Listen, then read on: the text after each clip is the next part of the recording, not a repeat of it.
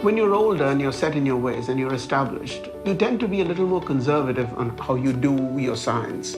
And so you're less likely to pursue avenues which seem a little bit hazardous. Young people, they do pursue these avenues and great discoveries come out of them. All my research has been based around cancer. When I was younger, I had meningitis and I was very unwell. And when I was leaving hospital, the nurse said, come back with a cure of cancer. So I've kept that in mind.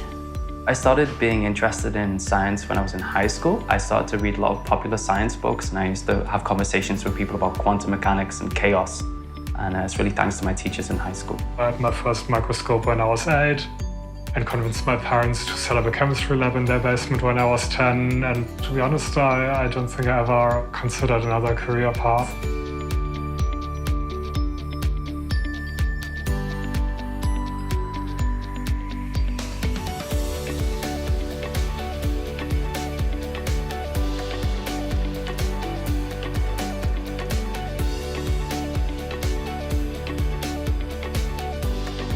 Our research contributes to the broader field of human microbiome research. And so being able to understand that and how our diet and lifestyle affects the microbiome and how we can modulate those and change those interactions, I think is very important. Our research is focused on select strains of bacteria found in the human gut, which produce small molecules termed pre-colibactins that are linked to colorectal cancer formation.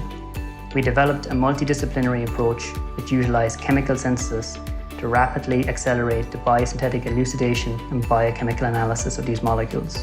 As a result, this has provided the fundamental knowledge from which to develop novel therapeutics for the prevention and treatment of cancer and provides a roadmap for studying related human microbiome systems.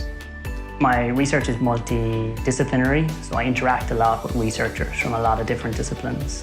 Recognition of my work by the Blavatnik Foundation is a really incredible honor. And I hope it'll inspire other young scientists to take the core skills that they have developed and obtained and apply them to challenges outside of their own discipline.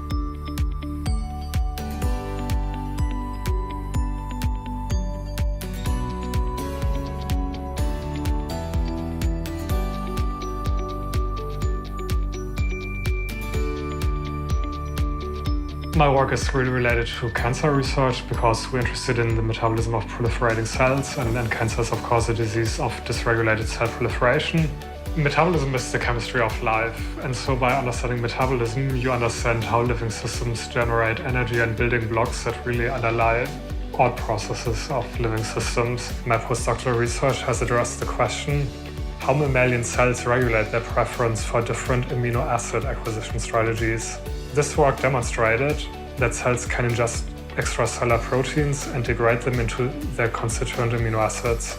These findings suggest a mechanism by which cancer cells survive and proliferate in tumor microenvironments with fluctuating nutrient availability. By understanding this mechanism, we thus explore the opportunity to develop therapeutics that selectively disrupt the survival and proliferation of cancer cells.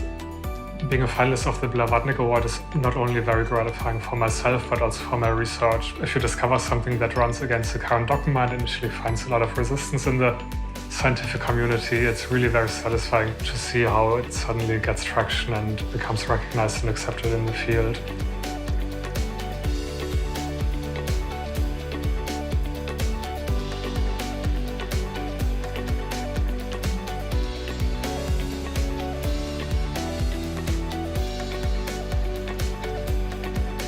We're trying to help build better batteries and developing new techniques that use MRI to look inside batteries. One day we took an MRI scan of just the electrolyte in the cell, just as a separate project that we were working on. And we noticed that we can actually see shadows in the image around where we thought the dendrites might be. So through kind of serendipity, we were able to discover this new method of imaging these things in 3D in real time. In the coming years, we think we'll be able to look at cell phone batteries and be able to detect defects inside the batteries. So this could be used in the manufacturing line, or it could be used to test batteries which have failed. It's really incredible to be selected for this award. It's really been selected on our academic achievements and our contributions to science. It's also incredible to be selected among the best postdocs because as you're stay in academia a long time, you realize how many talented postdocs there are in every institution. And then finally, as a postdoc, there aren't many organizations which are acknowledging the work of postdocs in academia. They play a really important role in how research is performed and how success stories are made.